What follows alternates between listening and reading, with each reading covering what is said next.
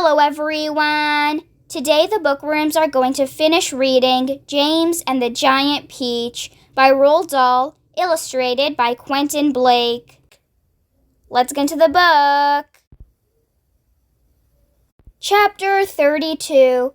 And when full daylight came at last, they all got to their feet and stretched their poor cramped bodies, and then the Centipede, who always seemed to see things first, shouted, "Look, there's land below!"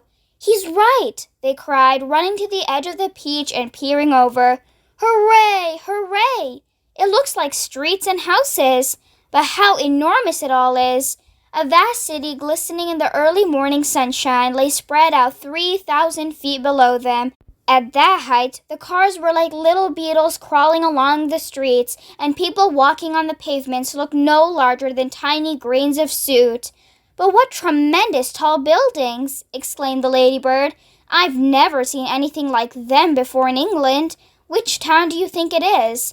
"This couldn't possibly be England," said the old green Grasshopper.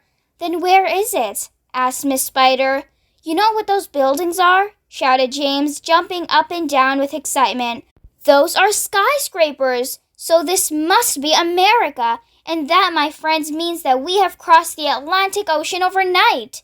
"You don't mean it," they cried. "It's not possible. It's incredible. It's unbelievable." "Oh, I've always dreamed of going to America," cried the Centipede. "I had a friend once who—" "Be quiet," said the Earthworm. "Who cares about your friend? The thing we've got to think about now is how on earth are we going to get down to Earth?" "Ask James," said the Ladybird. "I don't think that should be so very difficult," James told them. "All we'll have to do is cut loose a few seagulls. Not too many, mind you, but just enough so that the others can't quite keep us up in the air. Then down we shall go, slowly and gently until we reach the ground. Centipede will bite through the strings for us one at a time." Chapter 33. Far below them in the city of New York, something like pandemonium was breaking out. A great round ball as big as a house had been sighted hovering high up in the sky over the very center of Manhattan, and the cry had gone up that it was an enormous bomb sent over by another country to blow the whole city to smithereens. Air raid sirens began wailing in every section. All radio and television programs were interrupted with announcements that the population must go down into their cellars immediately. 1,000,000 people walking in the streets on their way to work looked up into the sky and saw the monster hovering above them and started running for the nearest subway entrance to take cover. Generals grabbed hold of telephones and shouted orders to everyone they could think of. The mayor of New York called up the president of the United States down in Washington, D.C. to ask him for help, and the president, who at that moment was having breakfast in his pajamas, quickly pushed away his half-finished plate of sugar crisps and started pressing buttons right and left to summon his admirals and his generals. And all the way across the vast stretch of America, in all the 50 states from Alaska to Florida, from Pennsylvania to Hawaii, the alarm was sounded, and the word went out that the biggest bomb in the history of the world was hovering over New York City, and that at any moment it might go off. Chapter 34. "Come on, Centipede, bite through the first string," James ordered. The Centipede took one of the silk strings between his teeth and bit through it, and once again, but not with an angry cloudman dangling from the end of the string this time, a single seagull came away from the rest of the flock and went flying off on its own. "Bite another," James ordered. The Centipede bit through another string. "Why aren't we sinking?" "We are sinking." "No, we're not." "Don't forget, the peach is a lot lighter now than when we started out," James told them. "It's lost an awful lot of juice when all those hailstones hit it in the night. Cut away 2 more seagulls, Centipede." "Ah, that's better. Here we go. Now we really are sinking. Yes, this is perfect. Don't bite any more, Centipede, or we'll sink too fast. Gently does it." Slowly the great peach began losing height, and the buildings and streets down below began coming closer and closer. "Do you think we'll get all our pictures in the paper when we get down?" the Ladybird asked. "My goodness, I've forgotten to polish my boots," the Centipede said. "Everyone must help me to polish my boots before we arrive." "Oh, for heaven's sake," said the earthworm. "Can't you ever stop thinking about—" But he never finished his sentence, for suddenly, whoosh! And they looked up and saw a huge four-engine plane come shooting out of a nearby cloud and go whizzing past them not more than 20 feet over their heads. This was actually the regular early morning passenger plane coming into New York from Chicago, and as it went by, it sliced right through every single of the silken strings, and immediately the seagulls broke away. And the enormous peach, having nothing to hold it up in the air any longer, went tumbling down toward the earth like a lump of lead. "Help!" cried the centipede. "Save us!" cried Miss Spider. "We are lost!" cried the ladybird. "This is the end!" cried the old green grasshopper. "James!" cried the earthworm. "Do something, James! Quickly, do something!" "I can't!" cried James. "I'm sorry. Goodbye. Shut your eyes, everybody. It won't be long now." Chapter 35. Round and upside down went the peach as it plummeted towards the earth, and they were all clinging desperately to the stem to save themselves from being flung into space.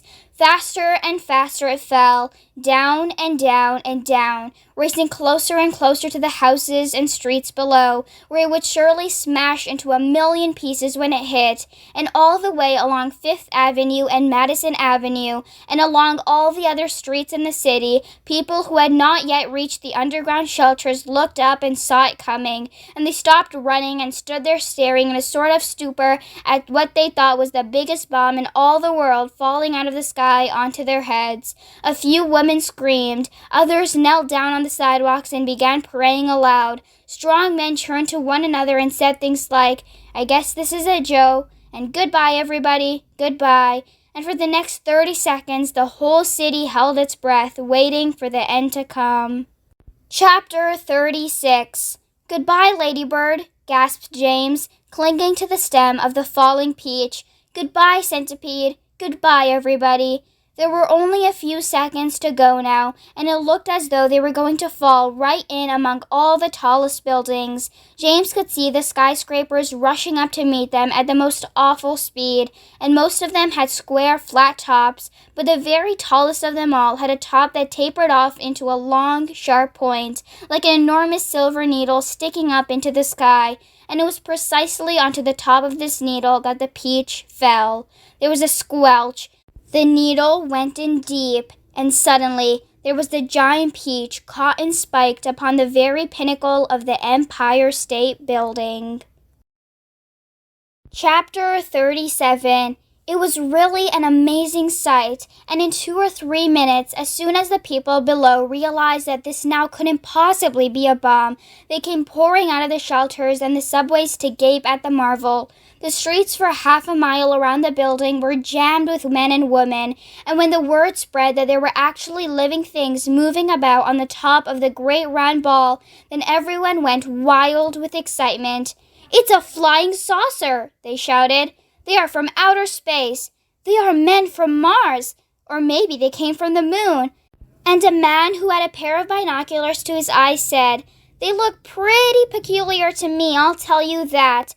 Police cars and fire engines came screaming in from all over the city and pulled up outside the Empire State Building. 200 firemen and 600 policemen swarmed into the building and went up in the elevators as high as they could go. Then they poured out onto the top of the observation roof, which is the place where tourists stand just at the bottom of the big spike. All the policemen were holding their guns at the ready with their fingers on the triggers, and the firemen were clutching their hatchets. But from where they stood, almost directly underneath the peach, they couldn't actually see the travelers up on top. "Ahoy there!" shouted the chief of police. "Come out and show yourselves!" Suddenly, the gray-brown head of the centipede appeared over the side of the peach. His black eyes, as large and round as 2 marbles, glared down at the policemen and the firemen below. Then, his monstrous, ugly face broke into a wide grin. The policemen and the firemen all started shouting at once. "Look out!" they cried. "It's a dragon! It's not a dragon, it's a wumpus! It's a gorgon! It's a sea serpent! It's a proc!" It's a Manticore! 3 firemen and 5 policemen fainted and had to be carried away. It's a snozwonger! Cried the chief of police. It's a wangdoodle! Yelled the head of the fire department. The centipede kept on grinning. He seemed to be enjoying enormously the commotion that he was causing. Now see here, shouted the chief of police, cupping his hands to his mouth. You listen to me. I want you to tell me exactly where you've come from. We've come from thousands of miles away, the centipede shouted back, grinning more broadly than ever and showing his brown teeth. There you are, called the chief of police. I told you they came from Mars. I guess you're right, said the head of the fire department. At this point, the old green grasshopper poked his huge green head over the side of the peach, alongside the centipedes. 6 more big, strong men fainted when they saw him. That one's an oink, screamed the head of the fire department. I just know it's an oink. Or a cockatrice, yelled the chief of police. Stand back, men. It may jump down on us any moment.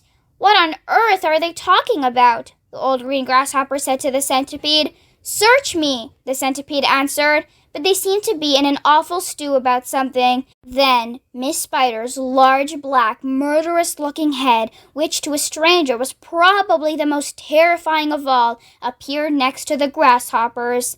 Snakes and ladders, yelled the head of the fire department. We are finished now. It's a giant scorpula. It's worse than that, cried the chief of police. It's a vermicious nid.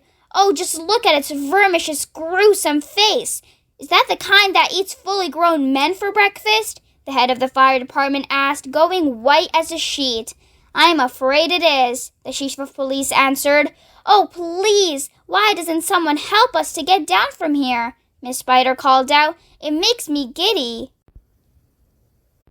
This could be a trick, said the head of the fire department.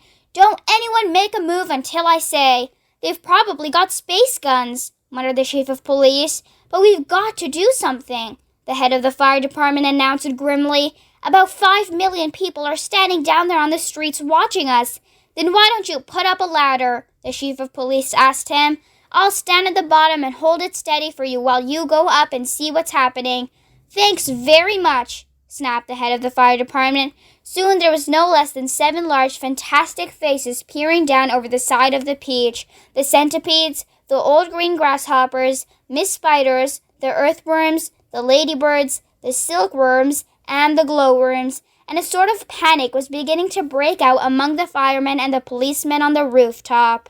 Then, all at once, the panic stopped and a great gasp of astonishment went up all around. For now, a small boy was seen to be standing up there beside the other creatures. His hair was blowing in the wind, and he was laughing and waving and calling out, Hello, everybody! Hello! For a few moments, the men below just stood and stared and gaped. They simply couldn't believe their eyes. Bless my soul! Cried the head of the fire department, going red in the face. It really is a little boy, isn't it? Don't be frightened of us, please, James called out. We are so glad to be here. What about those others beside you? Shouted the chief of police. Are any of them dangerous? Of course they're not dangerous, James answered. They're the nicest creatures in the world. Allow me to introduce them to you one by one, and then I'm sure you'll believe me. My friends, this is the centipede, and let me make it known. He is so sweet and gentle that although he's overgrown, the Queen of Spain again and again has summoned him by phone to babysit and sing and knit and be a chaperone. When nurse is off and all the royal children are alone, small wonder, said a fireman, they're no longer on the throne. The earthworm, on the other hand, said James, beginning to expand, is great for digging up the land and making old soils newer. Moreover, you should understand, he would be absolutely grand for digging subway tunnels and for making you a sewer. The earthworm blushed and beamed with pride. Miss Spider clapped and cheered and cried. Could any words be truer? And the grasshopper, ladies and gents, is a boon in millions and millions of ways. You have only to ask him to give you a tune, and he plays and he plays and he plays. As a toy for your children, he's perfectly sweet. There's nothing so good in the shops. You've only to tickle the soles of his feet, and he hops and he hops and he hops. He can be very fierce, exclaimed the head of all the cops. And now, without excuse, I'd like to introduce this charming glowworm, lover of simplicity. She is easy to install on your ceiling or your wall. And although this smacks a bit of eccentricity, it's really rather clever, for thereafter you will never have the slightest need for using electricity, at which no less than 52 policemen cried, "If this is true, that creature'll get some fabulous publicity." And here we have Miss Spider with a mile of thread inside her, who has personally requested me to say that she's never met Miss Muffet on her charming little tuffet. If she had, she'd not have frightened her away. Should her looks sometime alarm you, then I don't think it would harm you to repeat at least 100 times a day, "I must never kill a spider." I must only help and guide her and invite her in the nursery to play. The police all nodded slightly, and the firemen smiled politely, and about a dozen people cried hooray. And here's my darling Ladybird, so beautiful, so kind, my greatest comfort since this trip began. She has 400 children, and she's left them all behind, but they're coming on the next peach of the can. The cops cried, "She's entrancing!" All the firemen started dancing, and the crowds all started cheering to a man. "And now the silkworm," James went on, "whose silk will bear comparison with all the greatest silks there are in Rome and Philadelphia. If you would search the whole world through, from Paraguay to Timbuktu, I don't think you would find one bit of silk that could compare with it. Even the shops in Singapore don't have the stuff, and what is more, the silkworm had, I'll have you know, the honor not so long ago to spin and weave and sew and press the Queen of England's wedding dress, and she's already made and sent. A waistcoat for your president. Well, good for her," the cops cried out, and all at once a mighty shout went up around the Empire State. "Let's get them down at once. Why wait?" Chapter 38. 5 minutes later, they were all safely down, and James was excitedly telling a story to a group of flabbergasted officials. And suddenly, everyone who had come over on the peach was a hero. They were all escorted to the steps of City Hall, where the mayor of New York made a speech of welcome, and while he was doing this, 100 steeplejacks, armed with ropes and ladders and pulleys, swarmed up to the top of the Empire State Building and lifted the giant peach off the spike and lowered it to the ground. Then the mayor shouted, "We must now have a ticker-tape parade for wonderful visitors." And so a procession was formed, and in the leading car, which was an enormous open limousine, sat James and all his friends. Next came the giant peach itself. Men with cranes and hooks had quickly hoisted it onto a very large truck, and there it now sat, looking just as huge and proud and brave as ever. There was, of course, a bit of a hole in the bottom of it where the spike of the Empire State Building had gone in, but who cared about that, or indeed about the peach juice that was dripping out of it onto the street? Behind the peach, skidding about all over the place in the peach juice, came the mayor's limousine, and behind the mayor's limousine came about 20 other limousines carrying all the important people of the city. And the crowds went wild with excitement. They lined the streets and they leaned out of the windows of the skyscrapers, cheering and yelling and screaming and clapping and throwing out bits of white paper and ticker tape. And James and his friends stood up in their car and waved back at them as they went by. Then a rather curious thing happened. The procession was moving slowly along Fifth Avenue when suddenly a little girl in a red dress ran out from the crowd and shouted, "Oh, James, James, could I please have just a tiny taste of your marvelous peach?" "Help yourself," James shouted back. "Eat all you want. It won't keep forever anyway." No sooner had he said this than about 50 other children exploded out of the crowd and came running onto the street. "Can we have some too?" they cried. "Of course you can," James answered. "Everyone can have some." The children jumped up onto the truck and swarmed like ants all over the giant peach, eating and eating to their heart's content.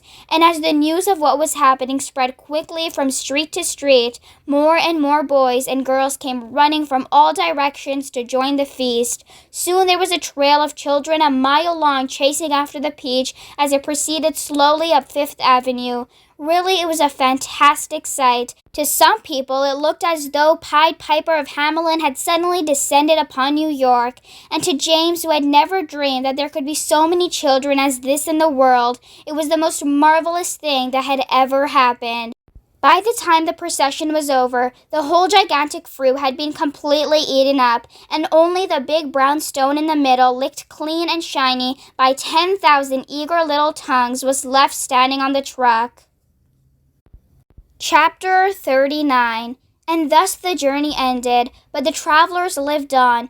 Every one of them became rich and successful in the new country. The Centipede was made vice president in charge of sales of a high-class firm of boot and shoe manufacturers. The Earthworm, with his lovely pink sin, was employed by a company that made women's faces creams to speak commercials on television. The Silkworm and Miss Spider, after they had both been taught to make nylon thread instead of silk, set up a factory together and made ropes for tightrope walkers. The Glowworm became the light inside the torch on the Statue of Liberty, and thus saved a grateful city from having to pay a huge electricity bill every year. The Old Green Grasshopper became a member of the New York Symphony Orchestra, where his playing was greatly admired. The Ladybird, who had been haunted all her life by the fear that her house was on fire and her children all gone, married the head of the fire department and lived happily ever after. And as for the enormous peach stone, it was set up permanently in a place of honor in Central Park and became a famous monument. But it was not only a famous monument, it was also a famous house. And inside the famous house, there lived a famous person. James Henry Trotter himself, and all you had to do any day of the week was to go and knock upon the door, and the door would always be open to you, and you would always be asked to come inside and see the famous room where James had first met his friends. And sometimes, if you were very lucky, you would find the Old Green Grasshopper in there as well, resting peacefully in a chair before the fire. Or perhaps it would be the Ladybird who had dropped in for a cup of tea and a gossip, or the Centipede to show off a new batch of particularly elegant boots that he had just acquired. Every day of the week, hundreds and hundreds of children from far and near came pouring into the city to see the marvelous peach stone in the park, and James Henry Trotter, who once, if you remember, had been the saddest and loneliest little boy that you could find, now had all the friends and playmates in the world. And because so many of them were always begging him to tell and tell again the story of his adventures on the peach, he thought it would be nice if one day he sat down and wrote it as a book. So he did, and that is what you have just finished reading. The end. That's it for today, everyone. I hope you guys enjoyed. For more read-alongs like these, don't forget to subscribe. If you enjoyed this book, give it a big thumbs up and share it with a friend. Don't forget to join us every day for a new video with a fun read-along. I'll see you guys next time. Bye!